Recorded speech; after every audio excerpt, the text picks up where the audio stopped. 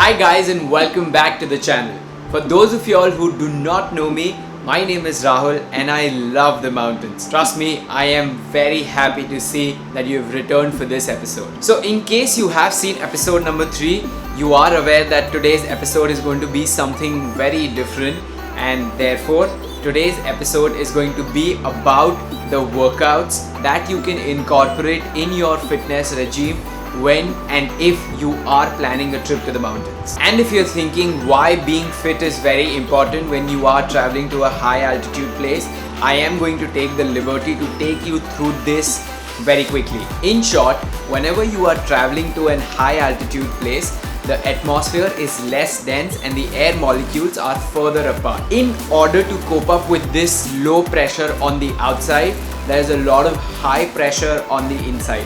This means that our body goes through some rather inefficient physiological changes to cope up with the circumstances. There is an increase in breathing and heart rate to as much as double even when you are resting. And therefore, maintaining fitness is not one of our body's prime concern, and there is a drastic loss in fitness levels of any individual who has gone to a high altitude from a lower altitude. I'm sorry if you guys think that was rather long, but I hope you understand why is it very important to be fit. So let us now move to my living room and a few workouts that you can incorporate in your fitness regime so that when there is a drastic drop in fitness and you're up there, it is not as drastic as compared to someone who has never worked out in their life. So guys, the number one movement on the list is hip thrusters and glute bridge holds. Now why this movement is important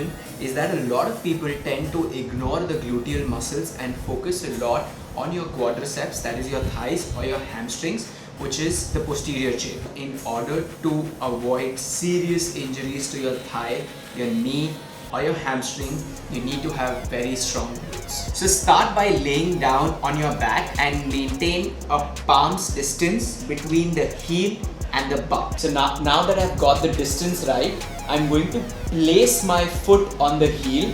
I'm going to extend my arms out. My neck's going to go straight, and I'm going to start the movement. Work. You have to be very careful that at the top position, there is no curve in the lower back. So drop the back down a bit and make sure that knee to the hip to the shoulder is one straight slope, and here is your topmost position.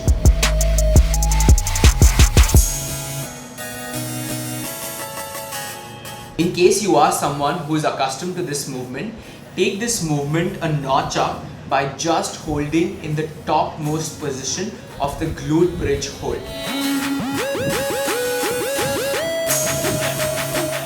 This is going to really condition your gluteal muscles to stay under load for extended duration, and this is something that you really need when you are trekking. So guys, the next movement is squats, and this is probably everyone's favorite. How do you go about this is that shoulder width distance between the feet, knees flaring out, create an arch on your feet. We're going to keep the arms straight for counterbalance, and we're going to go down as much as we can and come back straight up. Alright?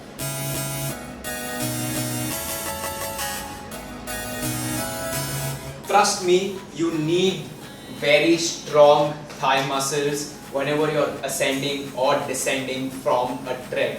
Therefore, I cannot reiterate the importance of focusing on very good quad strength. So guys, after squats we have lunges, and unlike squats, which are essentially a strength movement, lunges are more of a stability but with a spillover on strength. Stand by keeping shoulder width distance between the feet, and all you have to do is keep one leg ahead, lunge down and come back up.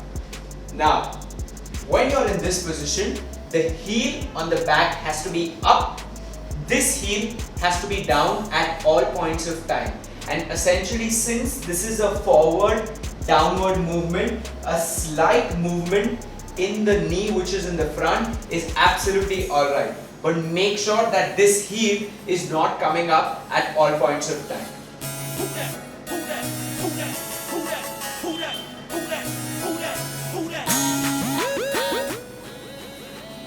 It is very important to get a lunge right, because this conditions your body to essentially understand how much force is required to get the thrust back up. Point number 2, when you are keeping the leg forward, your ankle needs to be conditioned in keeping the foot down firmly, because obviously the trail is not this flat. So you have to be very careful of any ankle injuries. We move on to something called as split squats, which are technically a lunge. Now when I say technically, what I mean to say is a lunge is not a split squat, but a split squat is a lunge. Anyway, that's on the technical front. So start by maintaining 90-degree over here and over here. Look straight. This heel does not come down and this heel does not come up. That's point number 1. Point number 2, this knee doesn't have to go forwards. So all you have to do is come up straight without having a lot of forward movement in the knee. So this is how your movement's going to look.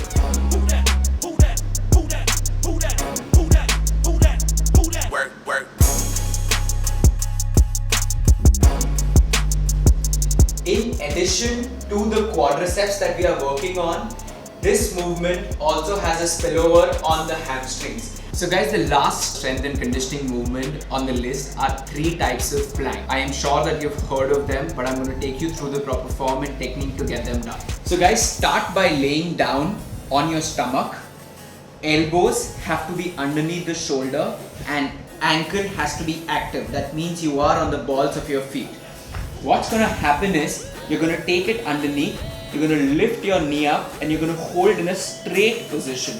I do not want you to curve or hyperextend your back, nor do I want you to become a mountain. All I need you to do is make sure that shoulder to the hip to the knee to the ankle is in one straight line. Alright guys, followed by the forearm plank is the high plank. Now in my opinion, the high plank is comparatively easier if you were to compare it to the forearm plank. All you have to do is that make sure the wrist is below the elbow. That means this is a straight line. You're going to extend your leg to the extent it extends, and here you're going to lift and hold this position. You have to make sure that shoulder to the hip to the knee to the ankle is one straight downward slope and your neck is in line with the spine. Again, make sure not to do this or to do this. You have to be very careful about holding this position, and for both the planks, always suck your tummy in so that there is intra-abdominal pressure pushing on your spine, and as a result, the chances of this happening is very bleak. And guys, plank number 3 is something called as a bear crawl hold, because we are going to be on all fours. Now the distance between the palm and the knee is going to be an elbow's distance. That means a forearm's distance.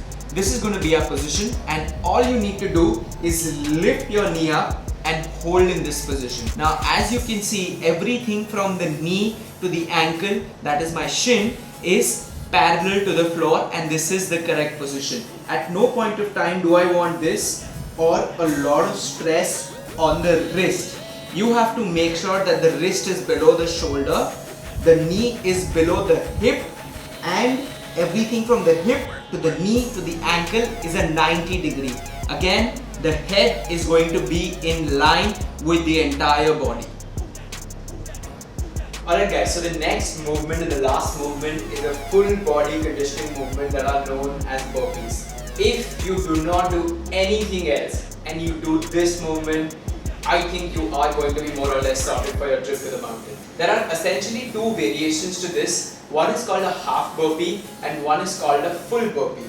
I'm going to take you through both, but the full burpee is for someone who essentially knows how to do a push-up. So the movement is essentially divided into 5 parts. This is how the movement goes: down, back, front, up, jump.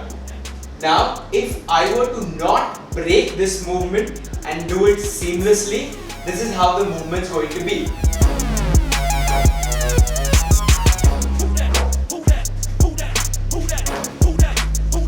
versus a full burpee where you essentially do a very quick push-up, take the thrust back using your abs and you're up again. This is how the movement's going to be.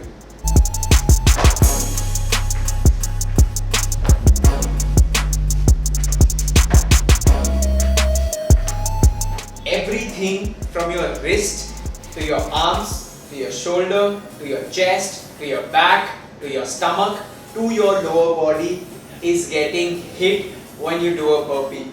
This is one of the best conditioning movements that you can do to prepare yourself for a hike, trek or a trip to the mountains. And finally, after everything, in case you are uncomfortable doing all of those movements, the least that you can and you definitely should do is go out for a run. For beginning, you have to get in about 5 kilometers in under 40 minutes, and if you are climbing stairs, I would suggest about 300 to 500 steps every single day. Now, staying fit should be a very ideal aspect of everyone's life, but you should pay more attention if you are someone who does not train and wishes to go to the mountains. At the end of the day, the relationship between being fit and having fun is very simple, because the fitter you are, the more you are going to enjoy the trail, the trek and everything around you. In case you have any queries, please feel free to drop them in the comment section below. As always, if you think I have provided value to you, please like this video,